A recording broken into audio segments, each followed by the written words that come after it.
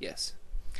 Fortunately, or rather unfortunately for our airman, he chose a very high cliff to launch his craft from. His disillusionment is a long way off in time and space. There he is in free fall, feeling wonderful and congratulating himself on his triumph. He's like the man in the joke who jumps off the 19th floor window on a bet. As he passes the 10th floor, he says to himself, well, so far so good. There he is in free fall, experiencing the exhilaration of what he takes to be flight. From his great height, he can see for miles around, and one thing he sees puzzles him. The floor of the valley is dotted with craft just like his.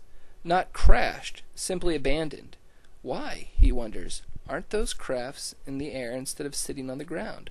What sort of fools would abandon their aircraft when they could be enjoying the freedom of the air? Ah, well, the behavioral quirks of less talented, earthbound mortals are none of his concern. However, looking down into the valley has brought something else to his attention. He doesn't seem to be maintaining his altitude.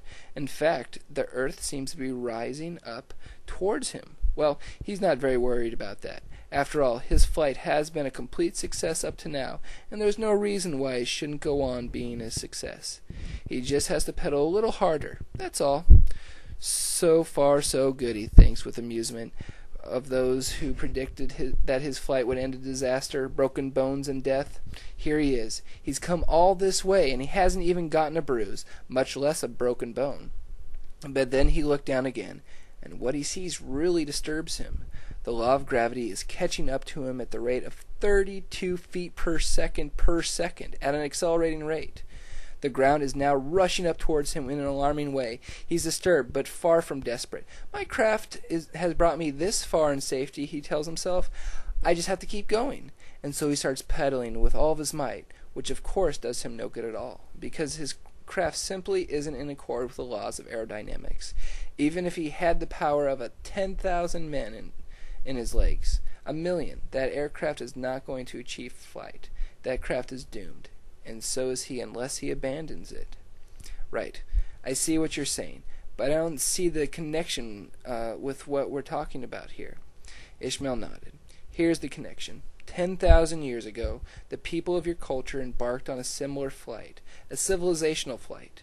Their craft wasn't designed according to any theory at all. Like our imaginary airmen, they were totally unaware that there was a law that must be complied with in order to achieve civilizational flight. They didn't even wonder about it. They wanted the freedom of the air, and so they pushed off in the first contraption that came to hand, the Taker Thunderbolt. At first, all was well. In fact, it was terrific. The Takers were pedaling away, and the wings of the craft were flapping beautifully. They felt wonderful, exhilarated. They were experiencing the freedom of the air, freedom from restraints that bind and limit the rest of the biological community. And with that freedom came marvels. All the things you mentioned the other day. Urbanization, technology, literacy, mathematics, science. Their flight could never end, and it could not go on becoming more and more exciting. Their flight could not end. It could only go on becoming more and more exciting. They couldn't even have guessed that like our hapless airmen, they were in the air, but not in flight. They were in free fall, because their craft was simply not in compliance with the law that makes flight possible. But their disillusionment is far away in the future, and so they're pedaling away and having a wonderful time. Like our airmen, they see strange sights in the course of their fall. They see the remains of craft very like their own, not destroyed, merely abandoned by the Maya, the Hohokam, the Anasazi, by the peoples of the Hopewell cult, not to mention only a few of those found here in the New World. Why, they wonder, are there aircraft on the ground instead of the air? Why would any people prefer to be earthbound when they could have the freedom of the air as we do? It's beyond comprehension, an unfathomable mystery. Oh well, The vagaries of such foolish people are nothing to the takers. They're pedaling away and having a wonderful time. They're not going to abandon their craft. They're going to enjoy the freedom of the air forever. But alas, a law is catching up to them. They don't know such a law even exists, but this ignorance affords them no protection from its effects. This is a law as unforgiving as the law of gravity, and is catching up to them in exactly the same way the law of gravity caught up to our airmen, at an accelerating rate.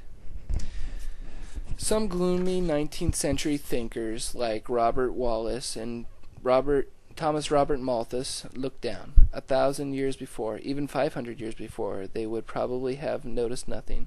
But now what they see alarms them. It's as though the ground is rushing up to meet them, as though they are going to crash. They do some figuring and say, if we go on this way, we're going to be in big trouble in the not-too-distant future. The other takers shrug their predictions off. We've come all this enormous way and haven't even received so much as a scratch. It's true the ground seems to be rising up to meet us, but that just means we'll have to pedal a little harder. Not to worry.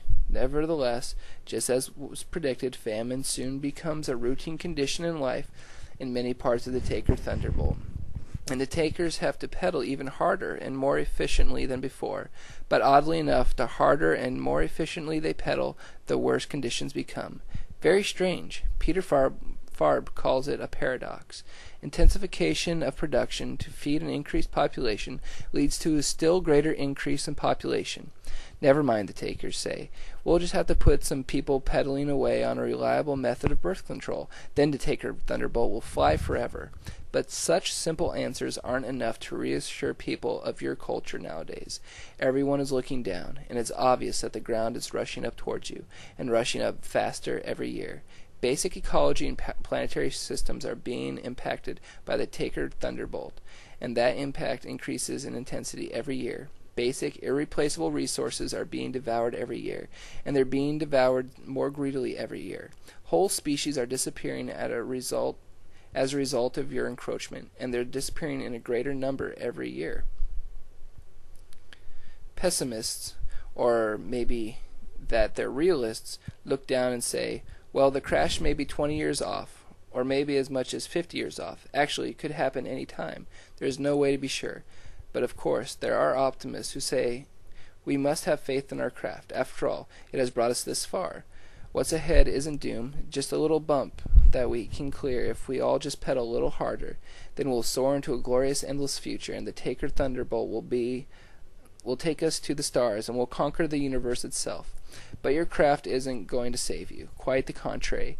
It's your craft that's carrying you towards catastrophe. 5 billion of you pedaling away, or 10 billion, or 20 billion, can't make it fly.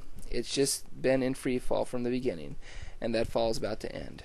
At last I had something of my own to add to this. The worst part of this is, I said, that the survivors, if there are any, will immediately set about doing it all over again, exactly the same way.